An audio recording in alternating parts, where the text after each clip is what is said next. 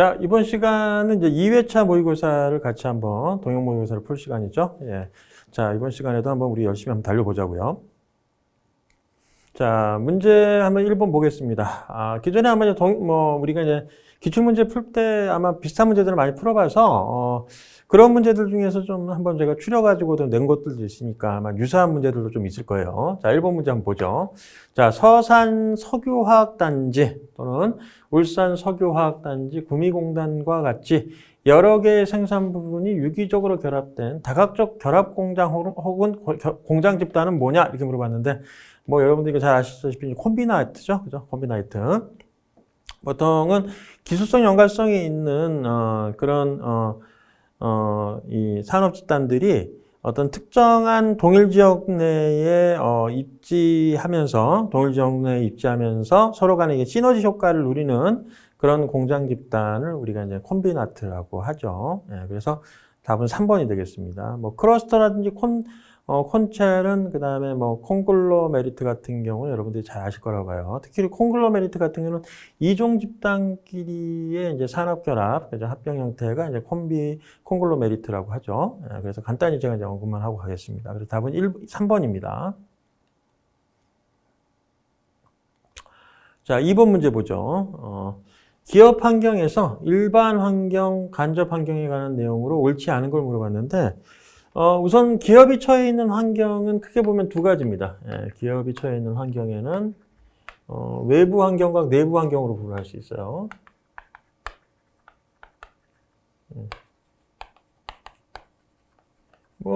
내부 환경은 이제 기업의 이해관계자들, 내부에 있는 이해관계자니까 뭐 경영자나 종업원이나 뭐 이런 사람들이 이제는 뭐 아니면 주주라든지 뭐 투자자, 채권자 이런 것들이 이제 내부 환경과 관련된 사람들이라고 보시면 될 것 같고, 이제 외부 환경 같은 경우에는 일반 환경하고 그 다음에 과업 환경으로 구분합니다. 예. 그래서 이제 이 일반 환경 같은 경우 거기 나오지만 이제 간접 환경이라고도 얘기를 하죠. 그리고 이제 과업 환경은 이제 직접 환경 이렇게도 얘기합니다. 그래서 일반 환경 같은 경우에는 기업이 통제할 수 없는 외부 환경을 의미하는 거예요. 그리고 이제는 이 외부 환경 중에 과업 환경에 해당하는 것은 기업이 어느 정도 컨트롤이 가능한 그런 기업이 처해 있는 환경을 과업 환경이라고 얘기를 합니다. 그래서 일반 환경이라고 할 수 없는 걸 물어봤으니까, 예, 이 중에서 이제 과업 환경과 관련된 걸 찾으면 되는데, 과업 환경에 해당하는 대표적인 것이 지금처럼 경쟁 기업, 그죠? 경쟁자라든지 아니면은 뭐 대체품이나 아니면은 소비자 이런 것들이 이제는 과업 환경의 범주에 들어가요. 그러니까 기업이 어느 정도 통제 가능한 범위에 있는 그런 환경적 요소가 과업 환경이 됩니다. 그래서 답은 3번이 되죠. 근데 뭐 컴퓨터 기술이 발전하거나 공정거래법이 개정되거나 저출산 시대에 도래했다 이런 상황들은 기업이 처해 있는 일반적인 환경이지 기업이 통제할 수 있는 환경적 요소는 아니기 때문에 지금 이제 문제에서 답은 3번이 되겠습니다. 그러니까 나머지는 다 일반 환경과 관련된 내용이라고 보시면 돼요. 자, 그리고 3번 문제 보죠. 3번. 자, 레빈의 3단계 태도 변화 모형에서 변화 과정을 순서대로 나열한 건 뭐냐? 이렇게 물어봤는데, 자, 레빈이 주장한 태도 변화 과정은 어떤 식으로 진행이 되냐면, 처음에 자기가 이제 구축되어 있는 하나의 태도가 있을 거 아닙니까? 그죠? 이미 내가 이제 하고 있는 태도, 행동들이 있는데, 이 태도, 행동의 변화가 유발이 되려면, 자기가 가지고 있던 기존의 관념, 생각들이 변화가 생겨야 될 거 아닙니까? 그죠? 그래서, 이제는 옛날에 내가 생각했던 게 잘못됐구나. 내가 A라는 사람에 대해서 이런 식으로 평가를 하고 있었는데 이 사람이 어떤 다른 면을 보니까 꼭 이런 사람이 이런 사람은 아니겠구나 생각이 드는 단계. 이게 이제 해빙기. 예. 태도의 변화가 이제는 변화할 만한 상황이 됐을 때 그걸 인지하는 단계라고 보시면 되죠. 이제 그 사람의 생각이 내가 바뀌는 그거에 대해서 이제 내 생각을 여는 단계죠. 그죠? 내가 기존에 갖고 있던 인지적 관념이 변화되는 단계가 이제 해빙, 그죠? 그거에 대해서 이제 인식하게 되는 단계가 해빙기라고 보시면 돼요. 예. 그리고 드디어 이제 그 사람이 어떤 행동을 가지고 그 사람을 다르게 평가하는 단계. 그리고 이제 그 사람에 대한 생각이 변화되는 단계가 말 그대로 변화입니다. 체인징 되는 단계고. 그리고 이제 그런 생각들에 대해서 이제 확신이 딱 서고 이제 그게 굳어지는 단계가 다시 재동결기예요. 그래서 레빈이 주장한 태도의 변화 모형은 해빙 단계, 변화 단계, 그 다음에 재동결 단계로 진행이 된다고 보시면 돼요. 그래서 답은 4번이 됩니다. 4번. 자, 그 다음에 4번 문제 보죠. 자, 균형성과표의 평가 대상에 해당하지 않는 걸 물어봤는데, 균형성과표는 이제 재무적 성과와 비재무적 성과 두 가지를 가지고 균형 있게 평가하기 때문에 이제 균형성과표라고 하죠. 그래서 균형성과표를 구성하는 평가 항목들은 우선은 고객 관점, 그 다음에 학습과 성장 관점, 그 다음에 내부 프로세서 관점, 그 다음에 재무적 관점으로 구분할 수가 있습니다. 그래서 저번에도 한번 말씀드렸지만, 학습과 성장을 통해 고객을 만족시키고, 그러니까 학습과 성장을 통해 내부 프로세스를 개선시키고, 거기에 따른 고객 만족을 통해 최종적으로 기업이 돈을 버는 거. 그게 이제 재무적, 만족이죠. 성과죠. 그래서 그런 관점으로 봤을 때는 이제 외부 프로세서 관점은 없죠. 그죠? 내부 프로세서 관점이지 외부 프로세서가 아닙니다. 그래서 답은 4번이 됩니다. 그래서 나머지는 다 이제 균형성과표의 평가 항목에 해당하는 것들이죠. 학습과 성장, 재무적 관점, 고객 만족 관점 이런 거. 그래서 답은 4번. 자, 5번 보겠습니다. 5번. 노동조합의 조직 형태에 관한 설명으로 옳지 않은 것 했는데 이거는 이제 노동조합을 두 가지 기준에 따라 이제 분류를 한 겁니다. 하나는 조합원 자격 범위하고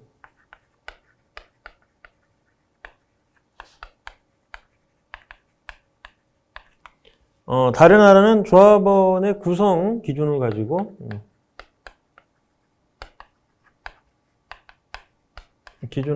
구분을 하는데 우선 조합원의 구성 기준은 개인 단위냐 아니면은 집단이냐 집단 단체냐 이런 거에 따라서 이제 구분할 수가 있는데 개인 단위의 조합을 단위 조합이라고 해요. 단위 조합. 그리고 이런 집단과 그러니까 여러 집단 노조들끼리 구성돼서 하나의 또 조합이 되면 노동조합이 되면 그거를 연합조합이라고 합니다. 연합조합. 그래서 개인으로 구성된 노조면은 단위조합이 되는 거고, 그죠? 여러 개의 소규모 노조들이 모여가지고 또 하나의 큰 노조가 되면 그건 연합노조가 되는 거죠. 연합노조, 연합조합이 되는 겁니다. 그 다음에 이제 조합원의 자격 범위에 따라서, 그죠? 어떤 특정한 직종별로 해서, 예를 들어 의사나 간호사나 뭐 약사나, 그죠? 어떤 특정한 직업 단위별로 해가지고 노조가 형성되면 그걸 직종별 노조라고 해요. 직종별 노조. 가장 역사가 오래된 노조 형태가 직종별 노조입니다. 그죠? 과거에 자기의 이권을 보호받기 위해서 일종의 이제 이익단체처럼 활동을 했던 게 직종별 노조죠. 그죠? 의사단체라든지 뭐 변호사단체라든지 이런 식으로 특정한 직종별로 뭉친 그런 노조가 직종별 노조가 되고 그 다음에 이제 산업별 노조라는 게 있어요. 산업별 노조는 이제 산업 단위별 뭐 금속노조나 운수노조라 이런 식으로 택시노조라든지 이런 식으로 어떤 특정 단위의 산업을 중심으로 노조가 형성되면 그게 이제 산업별 노조가 됩니다. 그리고 이제는 기업별 노조가 있어요. 기업별 노조는 말 그대로 기업 단위로 노조가 형성되는 거죠. 뭐 현대면 현대, 현대자동차, 뭐 아니면 삼성, 뭐 이런 식으로 아니면 삼성증권 이런 식으로 특정 회사 중심으로 형성되는 노조가 기업별 노조가 되는 거고요. 그 다음에 그런 거 상관없이 조합원이든 조합원이든 아니든 전체 노조에 형성될 수 있는 게 일반 노조가 되죠. 일반 노조. 우리나라 따지면 뭐 민노총, 한국노동노총, 한노총, 민노총 이런 데가 이제는 일반 노조가 되는 거예요. 그러니까 대한민국에 있는 모든 노동조합을 아우를 수 있는 범위가 이제 일반 노조. 그러니까 범위로 따지면 이게 가장 큰 범위고, 그렇죠? 그 다음에 산업별 노조가 두 번째로 넓겠네요. 그리고 이제 기업별 노조, 그 다음에 직종별 노조, 그 다음에 기업별 노조가 가장 작은 단위라고 볼 수 있겠습니다. 그렇죠? 자, 그래서 이제 그걸 기준으로 한번 내용을 보면은, 자, 한번 보죠, 1번부터. 자, 직종별 노동조합은, 동종근로자 집단으로 조직되어 단결이 강화되고, 그 다음에 단체 교섭과 임금 형성이 용이하다. 그죠? 예, 동종 근로자들 맞죠? 그 집단으로 구성되어 있는 그런 형태의 노동조합이 직종별 노조고, 그다음에 단결이 강화되고 단체 교섭하고 임금 협상 등에 유리하다. 그러니까 자신의 이익을 위해서 하는 형성되어 있는 거니까 예, 맞습니다. 1번 내용은. 2번 일반 노동조합은 숙련 근로자들의 최저 생활 조건을 확보하기 위한 조직으로 초기에 발달한 형태다라고 했는데 2번은 직종별 노조를 얘기하는 거죠. 가장 역사가 오래됐고, 그 다음에 이제 어떤 특정한 직업군에 해당하는 사람들끼리 직종별끼리 뭉친 그런 노동조합 형태가 직종별 노조가 되는 거니까 2번은 틀린 내용이고요. 그 답은 2번이겠네요. 이 문제는. 옳지 않은 걸 찾으라고 그랬으니까. 3번 연합체 조직은 각 지역이나 기업 또는 직종별 단위조합이 단체 자격으로 지역적 내지 전국적 조직의 구성원이 되는 형태. 그러니까 조합이 또 다른 노동조합의 조합원이 되는 그런 구조가 이런 연합체 조직이 되는 거죠. 연합조직. 그다음에 4번 산업별 노동조합은 기업과 직종을 초월한 거대한 조직으로서 정책 활동 등에서 압력 단체로서의 역할을 한다라고 했죠. 그러니까 이제 가장 덩치가 큰 게 일반 노조고, 그 다음에 이제 산업별, 그 다음에 직종별, 기업별 노조. 그러니까 이제 압력 단체로서 영향을 행사할 수 있겠죠. 충분히. 쪽수가 많으니까. 4번도 맞는 얘기죠. 자, 6번 보겠습니다. 직무급의 특징에 관한 설명으로 옳지 않은 거. 직무급이 시험에 잘 나오는데요. 이제 직무급 같은 경우는 같은 동일 직무에 대해서 동일한 임금을 지급하는 그런 체계를 가지고 있고, 상대적 직무평가에 따라서 더 높게 급여가 책정된 직무가 있고 그렇지 않은 직무가 있을 겁니다. 그래서 동일 노동에 동일 임금을 지급하는 그런 개념 체계를 갖고 있는 급여 체계가 직무급이 되죠.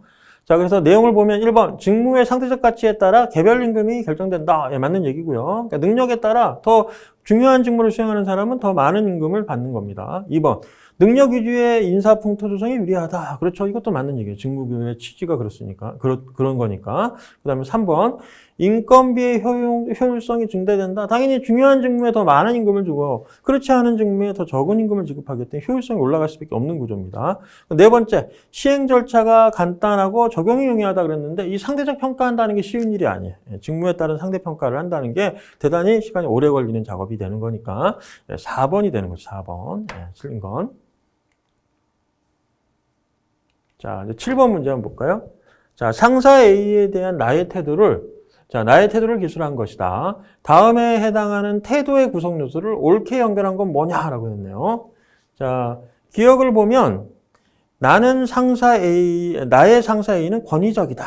자, 태도를 구성하는 요소는 3가지입니다.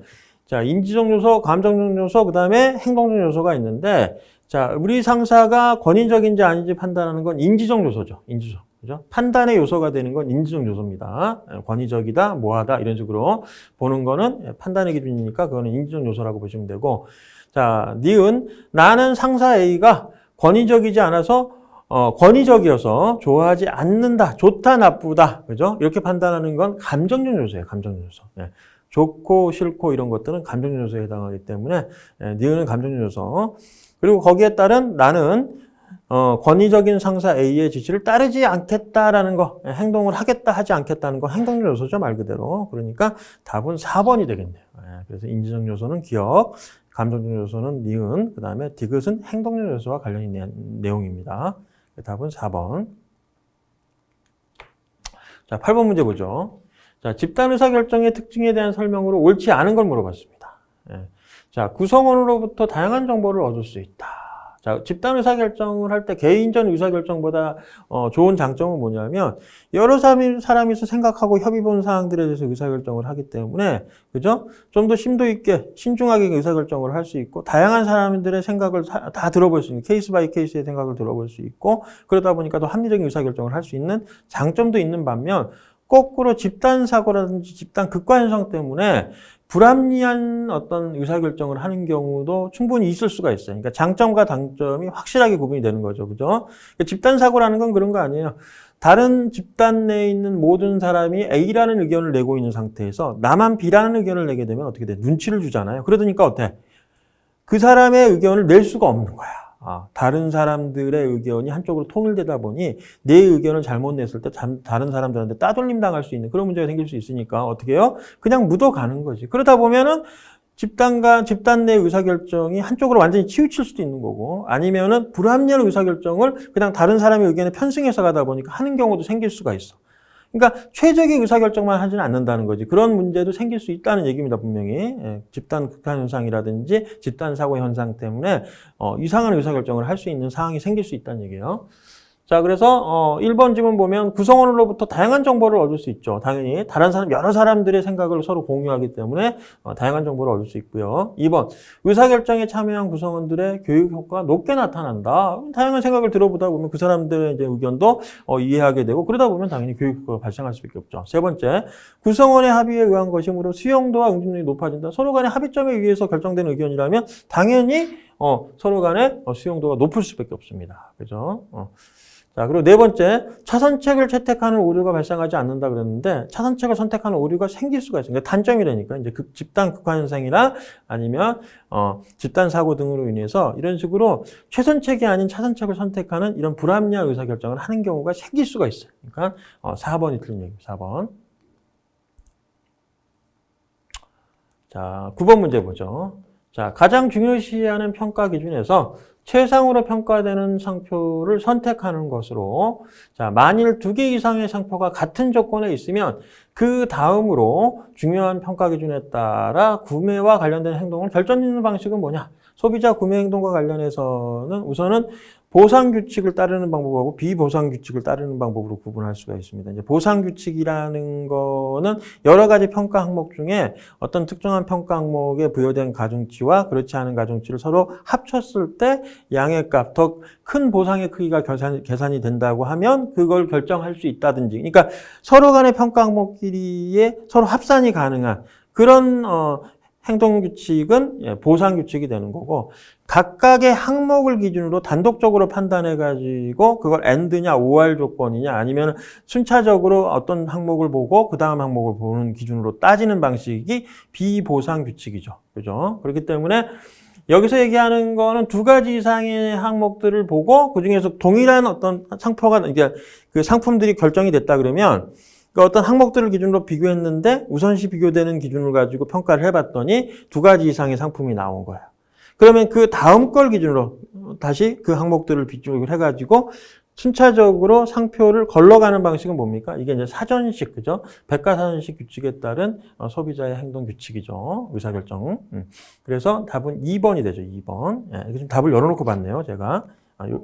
이게 지금 답이 그냥 나와 있는 거군요. 그래서, 자, 2번 방식으로 하는 게, 이게 백과사전식 규칙이고, 그러니까 여기 설명하고 있는 거. 그 다음에 이제 결합 규칙 같은 경우는 이제 비보상 규칙 중에서 OR 조건입니다. OR. 그러니까 여러 가지 항목 중에 하나만 만족해도 그 안을, 그 상품을 선택하는 그런 방식이 결합 규칙이 되는 거고, 그죠? 결합 규칙이 OR이 아니라 AND 조건이죠. 제가 잘못 말씀드렸네. 그다음에 이 합 조건 같은 경우가, 이제 OR 조건 같은 경우가 분리 규칙이죠. 분리 규칙. 결합 규칙은 AND. 그래서 모든 항목을 다 만족시키면 그 상품을 선택하는 거. 그렇지 않고 각각의 평가 항목 중에서 한 가지만 만족해서 선택하는 방식이 이제는 분리식 규칙이죠. 그래서 답은 2번이 되겠습니다.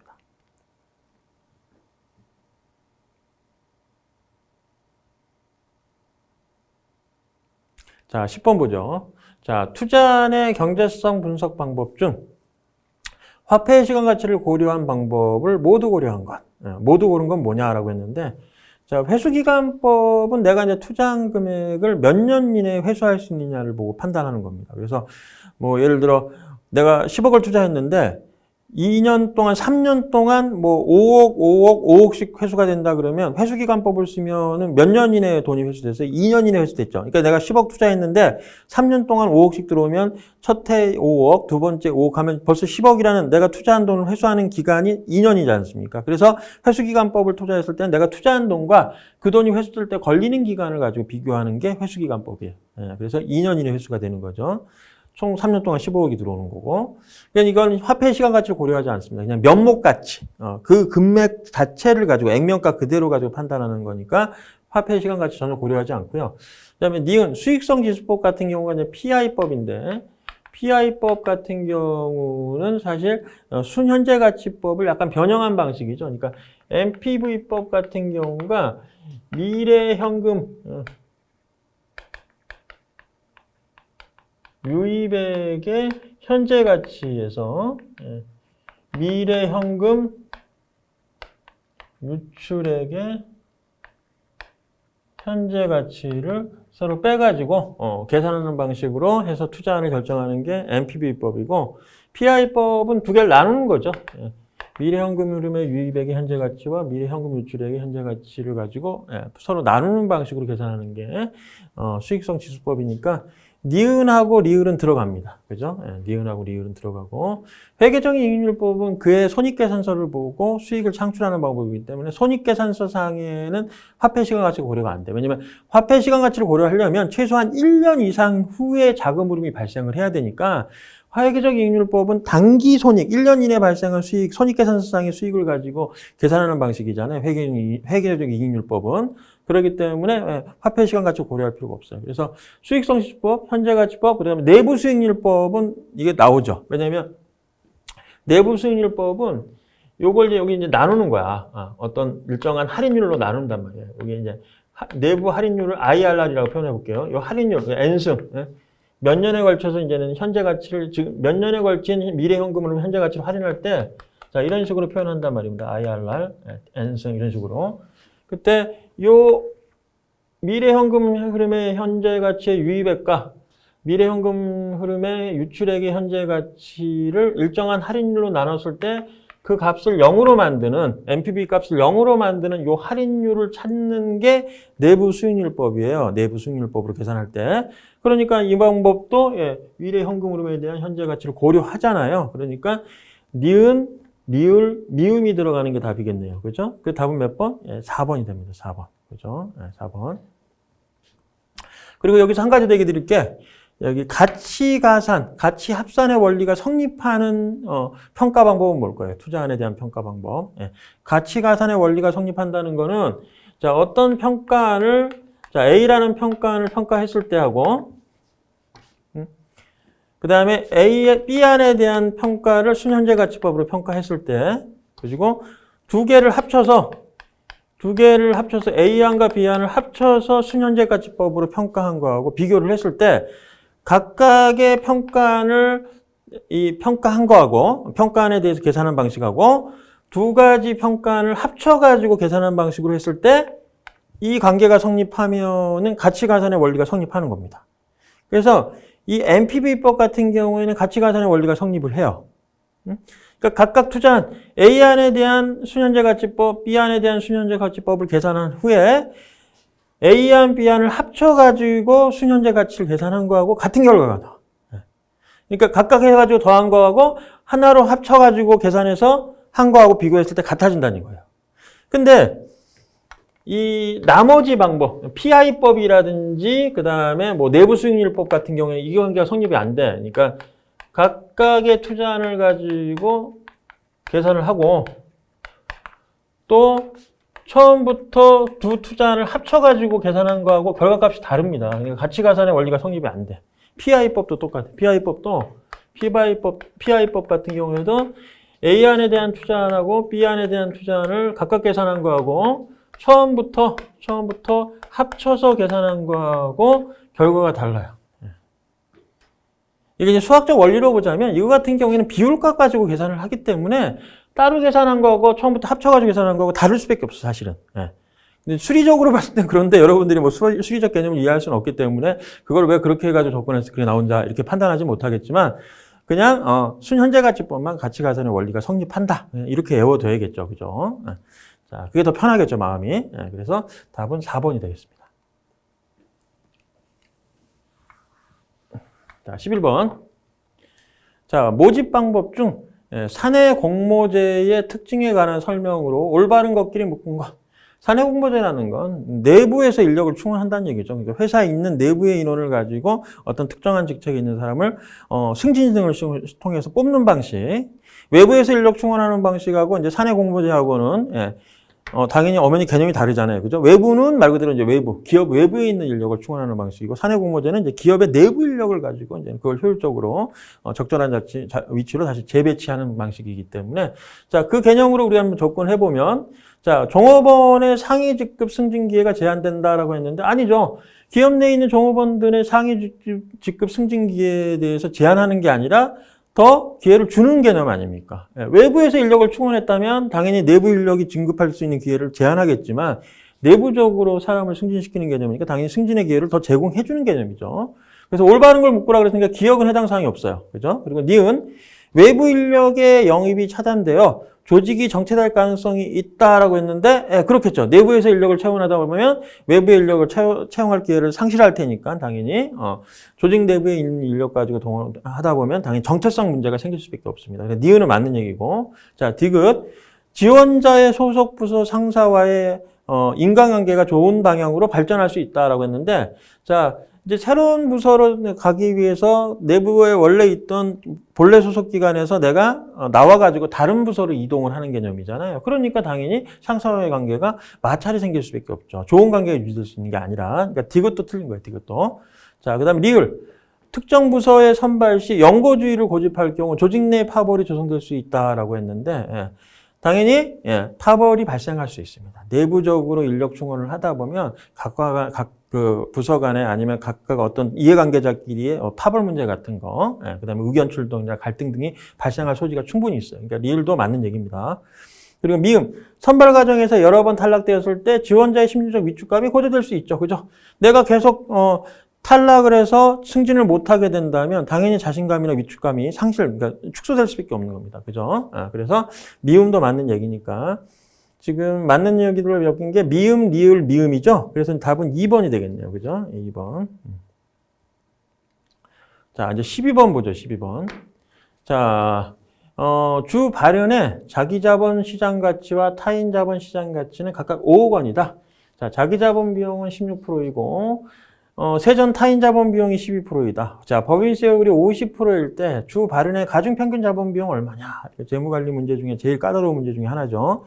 자, 저번에도 한번 풀어봤을 겁니다. 이거. 그래서 한번 복습한다는 측면에서 다시 한번 더 풀어보면, 자, 자기 자본 비용하고 타인 자본 비용을 서로 평균을 내면 가중평균 자본 비용이 나오는데, 자, 자기 자본 비용 같은 경우는 자기 자본 비용에 자기 자본에 여기다 이자율 곱하면 되죠. 이자율이나 수익률, 그죠? 주주한테 나가는 돈이잖아. 기업 입장에서는 주주한테 나가는 돈이야. 주주 투자금에 대해서 몇 프로를 이제 수익금으로 줘야 되는 거죠. 배당금으로. 그게 기업 입장에서는 자기 자본에 대한 비용이 되는 거고. 타인 자본 같은 경우는 은행 등에서 빌린 거죠. 거기에 이제는 적용해야 될 이자율이 있을 거 아닙니까? 여기 이제 수익률이라고 표현하는 게 더 맞을 수 있을 거예요. 여러분들 또 이자율하면 이해 잘못할 것 같으니까. 하여튼 기업 입장에서는 수익률도 이자 개념이잖아요. 어차피 주주한테 줘야 될 배당금의 크기니까. 그래서 이거 자본 비용, 여기 이제 타인 자본에 대한 이자율은 이제 그죠? 말 그대로 이제 이자 비용 형태로 나가는데 이거는 이제는 비용으로서 세법에서 인정을 해주기 때문에 세금 효과라는 게 생겨요. 그래서 1 법인세율만큼은 기업이 이익을 보기 때문에 법인세율에 해당하는 만큼을 비용 처리가 됐으니까 기업 입장에서 비용 개념이 아니라는 거지. 그러니까 그만큼 비용을 이미 인정받았기 때문에 세금에서 감면되는 효과가 있었어요. 그러니까 세금에서 감면되는 효과, 이익본만큼을 빼주자는 개념에서 1 법인세율 이런 식으로 계산을 해줍니다. 자, 요 개념을 가지고 이제 계산을 접근하면 돼요. 가중평균 자본 비용은.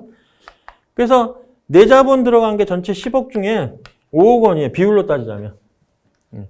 자, 10억. 왜냐면 타인 자본과 자기 자본의 시장 가치가 각각 5억 원이라고 그랬으니까 전체 10억 원 중에 자기 자본 5억. 그리고 타인 자본도 10억 원 중에 5억. 그래서 이렇게 비율을 먼저 계산해야 돼요. 왜냐면 가중평균이니까 가중평균을 하기 위해서는 각각의 비율 값을 우선 가중치를 부여를 해줘야죠. 5억, 5억. 그러니까 이제 50%씩 10억 원에 5억, 10억 원에 5억. 거기에 이제 자기 자본 비용은 얼마였냐면 5억 원에 대해서 몇 프로 나간다고? 16%. 이렇게 계산하죠? 그죠? 16%. 그리고 이 이제 자본 비용이 되기 위해서는 어떻게 해야 돼? 이자율이 계산돼야 되니까 당연히 내 5억 기준으로 가야 되는 거 아닙니까? 5억 기준으로. 이런 식으로. 5억에 16%. 이런 식으로 계산이 돼요. 5억에 16% 지급을 한다 그랬고, 그럼 타인 자본 같은 경우는 이제 더하기 타인 자본은 내 똑같이 5억 들어갔는데 5억에 대해서 몇 프로의 이자가 나간다? 얘는 12% 나가죠? 12%. 근데 이제 법인세 효과까지 고려해줘야 되잖아. 법인세 효과. 어떻게? 1 마이너스 법인세율이 50%라고 그랬으니까 이만큼 감면을 받았으니까 이걸 빼줘야 돼. 자, 이런 식으로 계산하는 거예요. 그러면은 간단히 계산하면 어떻게 되냐면 이게 이제는 50% 아니고 0.5겠죠. 0.5. 이거 계산하면 0.5. 그 다음에 얘는 16% 플러스 얘는 똑같이 요거 50% 0.5 곱하기 요거 계산하면 이렇게 엮고요. 12% 남는데 12%에 50%니까 결국 6% 남습니다. 6%. 요거 계산하면 6%에 6%. 12%에 50%만 반영되는 거니까 6%. 그래서 얘 보면 다시 계산하면 16%에 0.5니까 8% 플러스 6%에 50%니까 3%. 그죠? 그 다 합치면 얼마예요? 11%가 나옵니다. 11%. 예, 이렇게 식으로 해서. 예. 아시겠어요? 그래서 다시 한번 보면 자, 가중평균 자본 비용은 자기 자본에 들어가는 자본 비용하고 타인 자본에 들어가는 자본 비용, 그 중에 이제 타인 자본 같은 경우는 세금 효과가 있기 때문에 그만큼을 빼줍니다. 세금에서 감면받은 만큼. 그러니까 세율만큼 빼준다는 얘기 쉽게 얘기해서 1 세율. 그래서 이렇게 계산한 타인 자본 비용하고 같이 가중평균에서 나온, 말 그대로 평균을 해서 나온 값이 가중평균 자본 비용이 되는 거죠. 그래서 계산 방식은 가중치를 부여할 때 각각의 전체 자본금 10억 원에 5억 원, 10억 원에 5억 원과 각각의 자본금이 갖는 이자율을 계산해 주면 되는 거예요. 사실 따져보면. 그죠? 이게 뭐 5억 원에 해서 계산했지만 결국 5억 원에서 5억 원에 나간 이자 해가지고 나누면 결국 똑같이 계산하면 16% 나와요. 그죠? 16%, 얘는 12%에 대해서 50%, 그죠? 이 법인세 효과만큼을 빼줘야 되니까 결국 6%가 나오는 겁니다. 그래서 간단히 이렇게 계산해서 8%와 3%에서 11% 딱 떨어지는 거예요. 이런 식으로 접근하면 어렵지 않게 여러분들이 풀지 않을까 싶어요, 저는. 그래서, 자, 이 문제까지 해서, 자, 이번 시간은 마무리를 할게요. 여러분들, 수고하셨습니다.